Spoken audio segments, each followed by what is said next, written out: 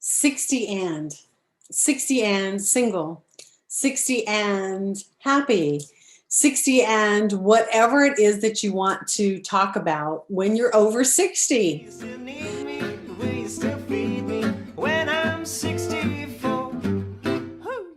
Hello to Samantha Kennedy. She's coming to us from Denver. Love Colorado. I just love it. So, hi, Samantha. Tell me a little bit about yourself. Hi, thanks for having me here. Yeah, I live in Denver, Colorado. I'm a transplant from the East Coast. I'm from Connecticut, lived in Boston for a while, but I have been here, it's going on 12 years now. So I've been here for quite a while. And I am a business owner. This is my second business that I've launched. Um, and I'm also just trying to still be involved in doing all the things I love to do as much as I possibly can this year Do you during ski? COVID. Do you ski? I don't ski. I don't like skiing at all, actually. Actually, in a couple of weeks, How it's about my cross partner. country or no, nothing? I've done cross country once, but it was in Massachusetts where it was icy, so it was kind of I fell down a lot. Okay. I like hiking, I like going Oh, for walks. perfect. I've done running when I feel like it, but that's about it. Yeah, yeah. Um, Well, yeah. there's something super interesting about you, and that is you're a certified sign language interpreter. Yeah. Wow. Maybe you should sign while we're doing this so that we can make this accessible. I mean, if you want to, you're more than welcome. But tell me about that. When did you learn to do that? Yeah, I actually wouldn't be able to do it very well simultaneously because they are two languages with two different grammatical structures. So it's like writing Japanese while trying to speak French. It's just Yeah. very difficult to do at the same time. Although I have my hands in my lap, so I don't talk with them too much. um, I, in high school, I knew somebody who was deaf and I always loved languages. So I just started learning it. And then in college, went to take a couple of ASL classes and then actually became a teacher of the deaf a few years after college. And that's what my master's degree is in. Mhm. After teaching for about 10 years, I wanted to stay in the community, but I wanted to do something a little bit different. And so I decided to go and get certified to become an interpreter and that's what I've been doing for I've been certified actually this week. I'm certified for 10 years. So Okay. Have yeah. you interpreted anything really crazy? Like I've heard of people who do like heavy metal interpreting and like different things like that. Have you done something that's particularly interesting or bizarre?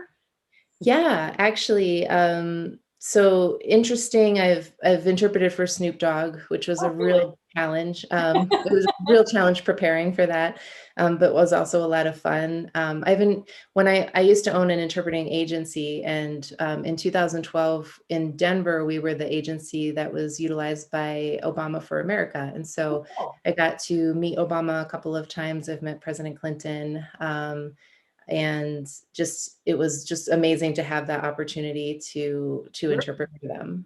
Wow, amazing. That's pretty cool.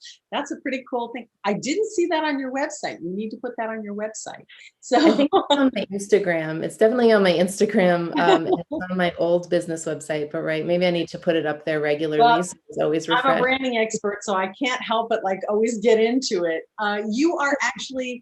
You have a social media management agency called Lemon and Stripe. I love the name. Love, love, love it. So Thank tell me a little bit about that. Yeah, so I run a social media management company. It's a small company. We have a small team. We're growing very quickly. And I work with clients in entrepreneurs, organizations. We have some bigger companies, just companies at all stages who are looking to for support with their social media management. So we'll do anything from just content creation if they just want just to take that off of their plate so they can focus on the other aspects of their business. And we also have strategies and implementation. We implement growth strategies as well. So I'm really enjoying it. It's something I've been doing for quite a while. I was doing it in my old business and then was helping friends and colleagues for quite a while with their social media and really just decided to expand on it this past year. Wow. So the name of the podcast is 60 and it can be 50 and I think in your case it's probably 40 and or could even be younger. You don't look 40. Are you I'll be 30? 43. I'll Oh, be 43. 43 Okay. in 2 weeks. So tell me about the phases that you're going through and how things have changed, how you've reinvented yourself or and when those stages came. Yeah. So reinventing myself, this might be a place we take something out. What kind of It's up to you. Whatever you, if that question doesn't appeal to you, change it to what you want to say. yeah, I look at everything as I've continually always been growing. So um, ever since I was really young, just always looking for that next stage. What do I have to learn from this? Who do I want to be next? How can I step into that? What is this teaching me so that I can get there? And so I feel like rather than stages, it just has felt like this continual growth over time. I'm just really invested in personal and professional growth. And running a business, I think my business grows me all the time, every day, almost all day long. So, because there's just always something new in terms of how do I want to respond to this challenge and how do I want to handle this opportunity, or how can I create an opportunity out of this challenge? And most recently, I feel like when I ran my last business, I feel like it ran me most of the time until about 6 months before I sold it was when I had this aha moment of this is my business and I can actually run it the way that I want to. I don't have to work with this person or I don't have to do these things. And So coming into this business, I really wanted to be conscious of doing it in a way that works for me and doing it in a way that feels good to me. Um, and I feel like I have to remind myself of that often, usually every day, because it can be so easy to just get sucked into doing things, you know, the way that we're taught to do them, especially even in the 9 to 5. We can bring the 9 to 5 right into our businesses. So, but that's really important to me right now. You find as an entrepreneur, you sit yourself down in front of the computer from 9 to 5, even though you don't have to, even though isn't it hard to break that habit? I It's mean, more like 9 to 9 a lot of the time. And that is something I'm actually very conscious of right now and very, very intentionally trying to change. And I'm doing it. It's an effort. It's an effort to take that time and to take a step back at the end of the some of the day. information that you sent me, I was reading in here and it says, I use this superpower of translation every day to translate information about a brand into social media content. I love that. Tell me more about that. Sure. As an interpreter, I've interpreted for thousands of different topics in hundreds of different industries over the last 10 years. And the Imagine part of what Snoop we, Dogg and Obama are a little bit different.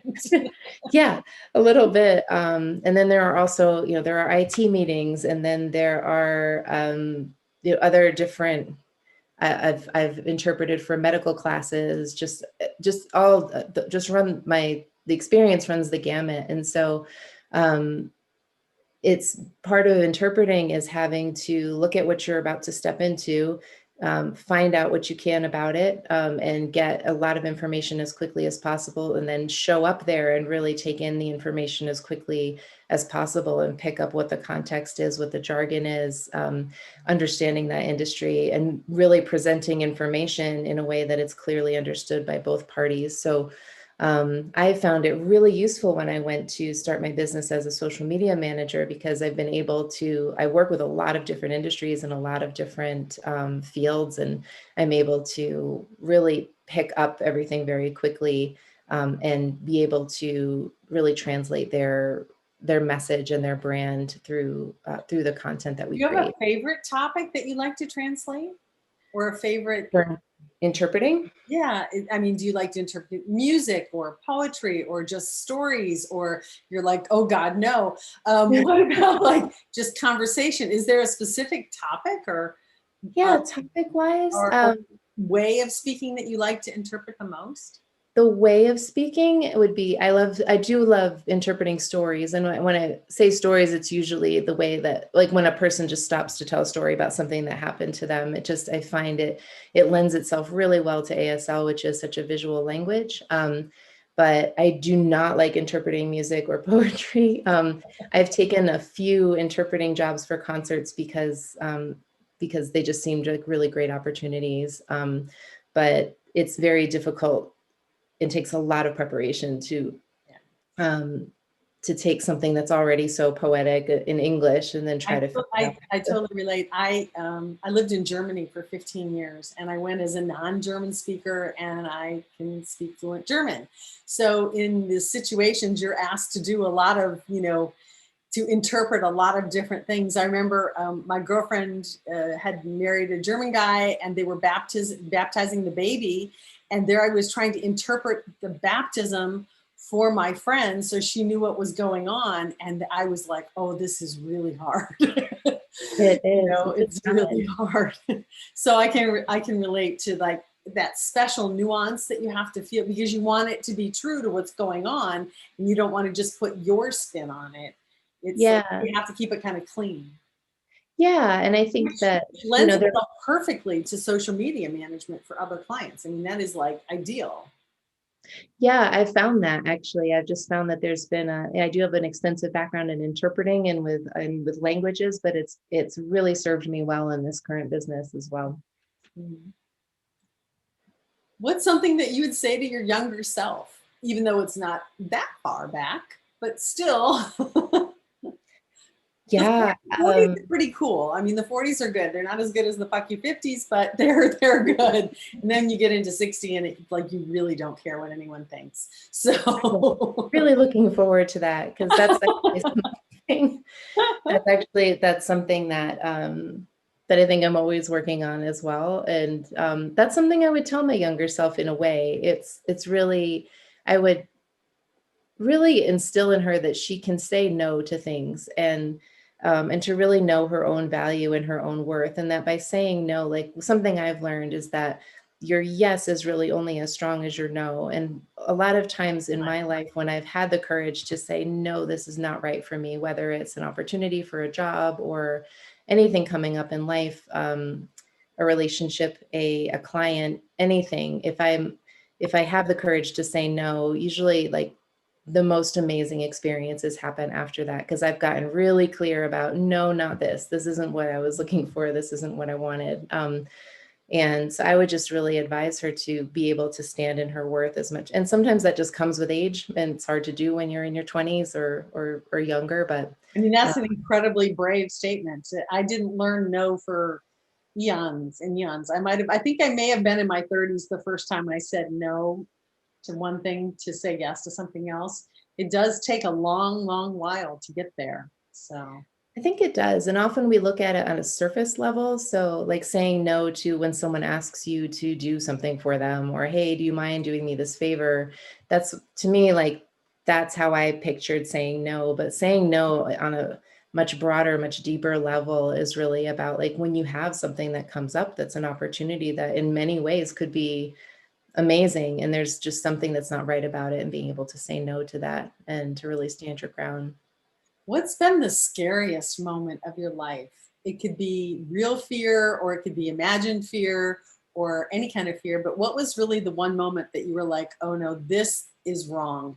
This I should have said no to. Hmm. That's a good question. Something I should have said no to. Um, Sorry, I need to think about this one for a minute. I like stumping people. Yeah, I feel like,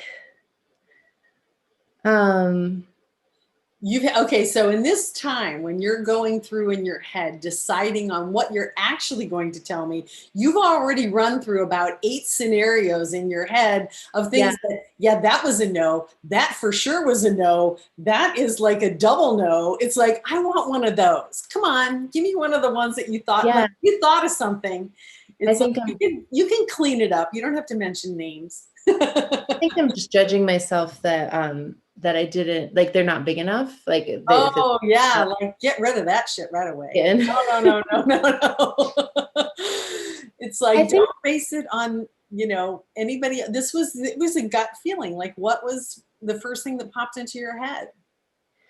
yeah, I think the first thing that came up was but see, like the way I look at all of these is they led to so many amazing things in the end. Exactly. That's And okay. so I was in a relationship for a while in my early 30s into my mid 30s that was, and it's not like looking back on it, I don't understand at all Happened. why I was with this person. And It's um funny, the second I asked you, when you were like, I have to wait, my first one was like, oh yeah, I know which one. It was like the first time someone said, marry me, and I said yes, I should have said no. It's like that was and that's always immediately my something first. that I have not married the wrong person, That's good. which is good. And but while the relationship was really like I look back and like the entire thing, I'm like, why did I like it just doesn't make any sense why I was with this person. They did lead me to Colorado, which Yeah, well now I've been here for 12 years. I've started two businesses and that's how met. I ended up in Germany. So Yeah. So I always look at it like it really did lead me to where I am today. So that's why I think it's also hard for me to come up with those because I look at, where they led, where those yeah, opportunities led and where those no's led. yeah. So what else about what you do that lends itself to, I mean, in any of the work that you've been doing or have been doing, have you felt any ageism? Do you feel like you're starting to get to the point where you're not as valid as you used to be? I mean, at only 40 something, that's pretty early, but that's kind of when it begins. Yeah. So are you feeling any of that? I do feel like, yeah, I do agree that that's where it begins. I think that most people don't know how old I am.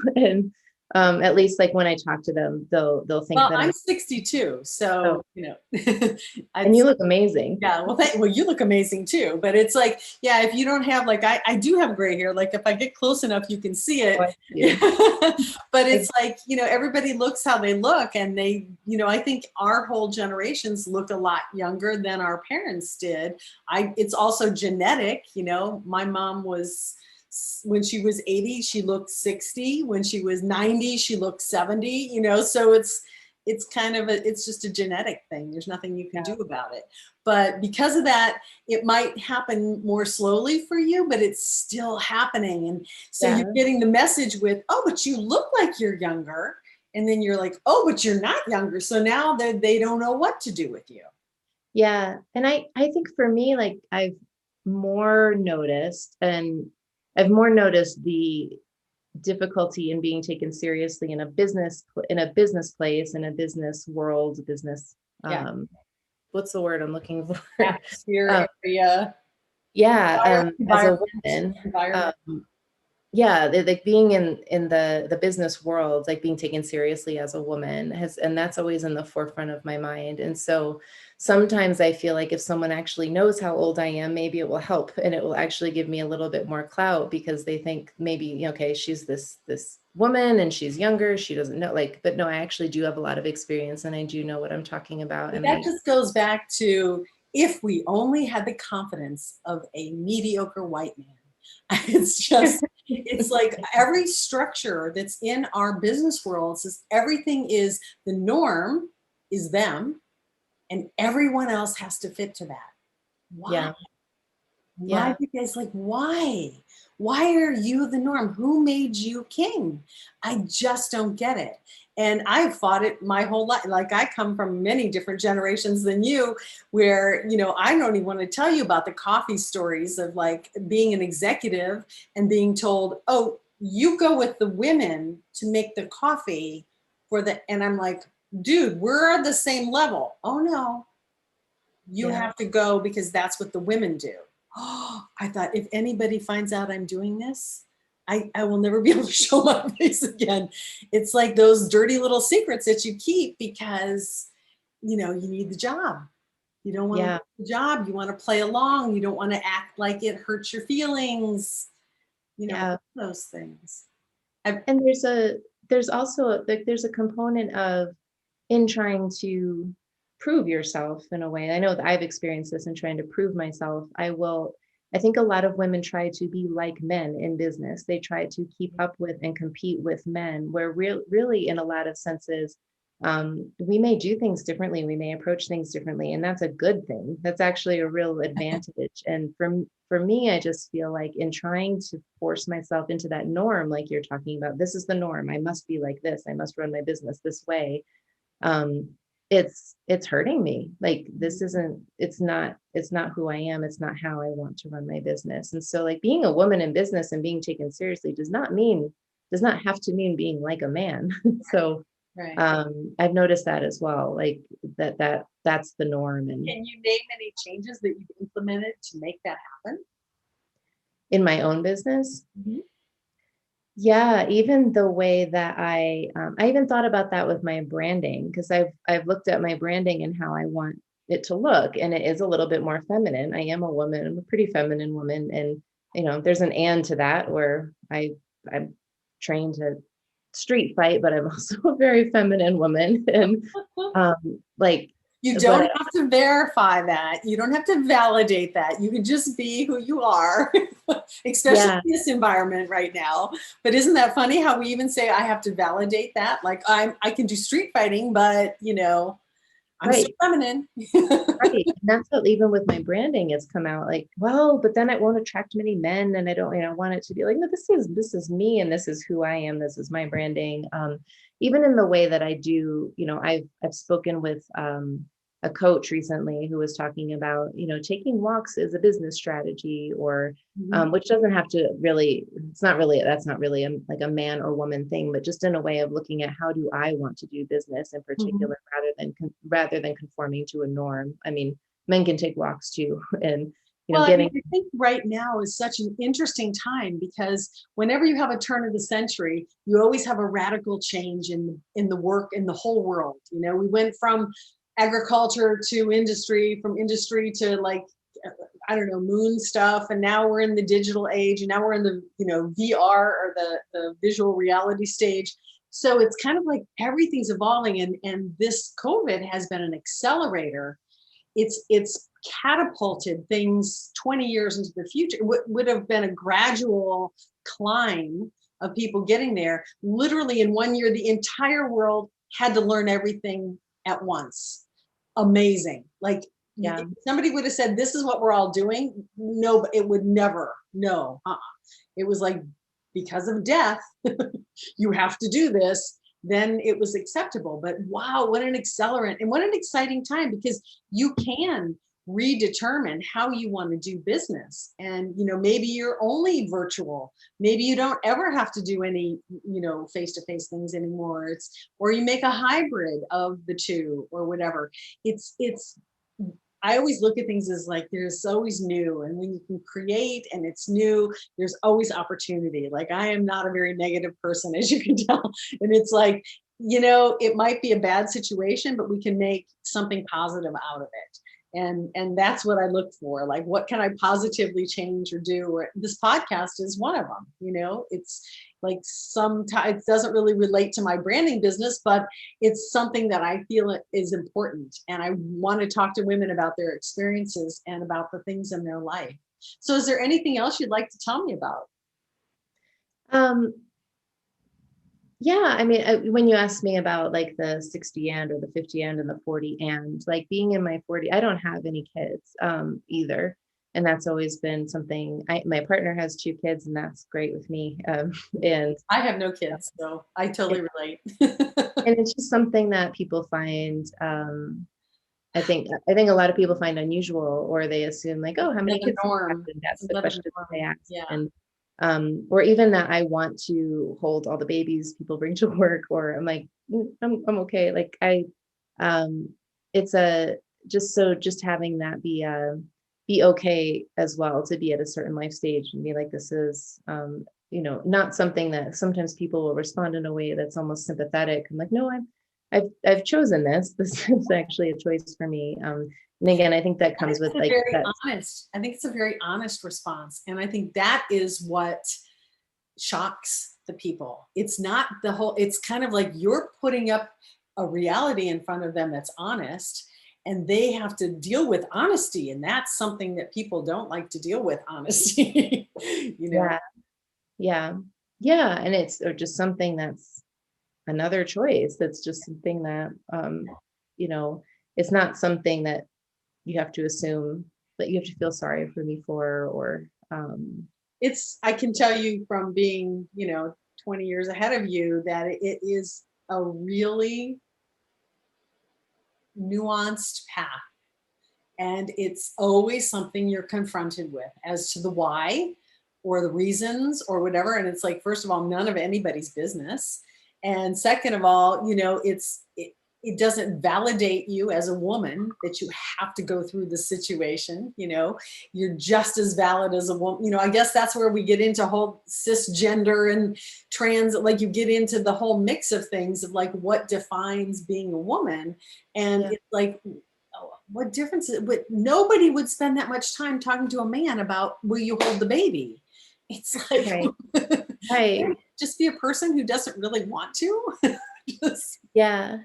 Yeah, I'll get sucked in a lot. Even at the grocery store, there'll be someone else's kid running around. And I want to be clear, like I'm fine with kids, but I feel yeah. the same way about them that I do adults. And like I like some of When them, they and run around and make noise, it's not very nice. some of them I like some better than others. Like it's just kind of I don't Exactly. like them just because they're small. Like that's just Yeah. never been me.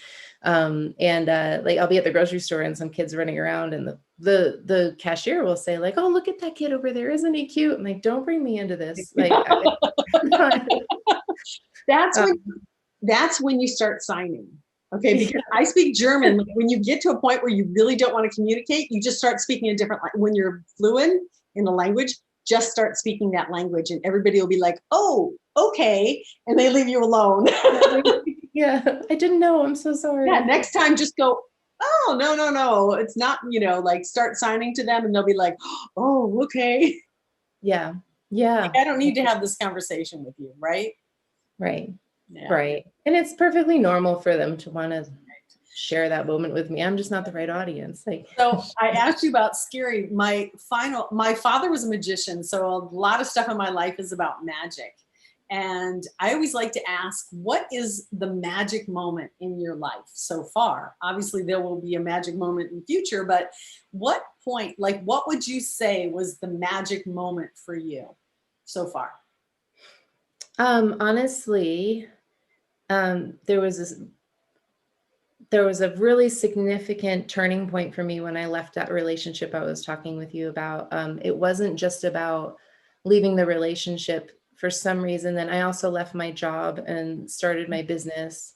Mhm. And I moved out, got a new place that I loved. All of a sudden, like I was able to I'd had friends over all the time. I was just suddenly like, I feel like, wow, I'm in Sex in the City, and like this is amazing. I have lunch with my friends, and I own run this business, and um, it's like everything just started to snowball in an amazing way, when I made that one decision. And I felt like in making that decision, it just allowed me all of a sudden the freedom to say I can choose differently in all of these different areas. And I feel like I've continued to do that. And I've been through other breakups since then. And I've been through other career changes, but there was something about that one that That's kind of like when really, you stepped into your life, almost. yeah, Well, really it goes back acknowledged. to your yes is only as strong as your no. And maybe that was your first significant no, where you were saying, no to this, but yes to all these things, the new business, the new apartment, the new house, the new location, all those things.